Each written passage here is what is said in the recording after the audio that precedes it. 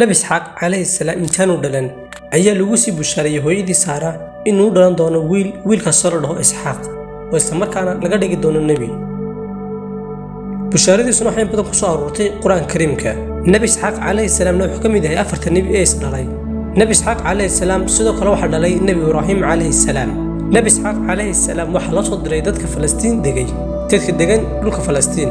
wuxuu dadku ugu baaqayay madadka ugu yeedhiyay diintii aabihii ee Ibraahim calayhi salaam. Nabi Isxaaq calayhi salaam wuxuu lahaa mucjisooyin badan oo Ilaahay siiyay. waxaana mucjisooyinkaas ka mid ah inuu soo nooleeyo xayawaan dhintay.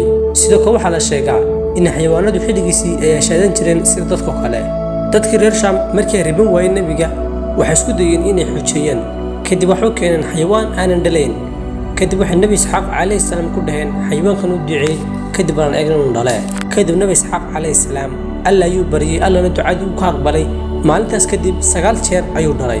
haddaba markay arkeen mucjisadaas dadkii intii badan may rumeen ee in yaroo ka mid ah ayaa rumaysay. Nabi Isxaaq calayhi salaam sidii dadkii xaqii ugu yeedhiyay ugu baaqayay xaqa ayuu waayeel noqday ilaa indhihiisii ay waxba arki waayeen. alla subxaanahu wa tacaala ayaa markii dambe tiisii ka dhigay Nabi Isxaaq calayhi salaam waxaana ku dhintay dhulka Falastiin. waxaana ku dugan yahay aabihii dhinaciisa يعني النبي إبراهيم عليه السلام. marka laga hadlayo qisada Nabi Isxaaq calayhi salaam waxa aad looga sii hadlaa hooyadii Saara taasoo ka soo waranay labadii qaybood ee ka horeeyay barnaamijkan. sidoo marka qisadan iyadoo dhameystiran faantid wana soo dabataa labadii qaybood ee hore halkaas ay ku dhamaatay qisadii iyo taariikhdii Nabi Isxaaq calayhi salaam. inta sameeyay ku barnaamijkan inta ku kulmayno barnaamijkan waxaan naga tagnaa sidaas iyo assalaamu calaykum waraxmatullaahi wabarakaatuh.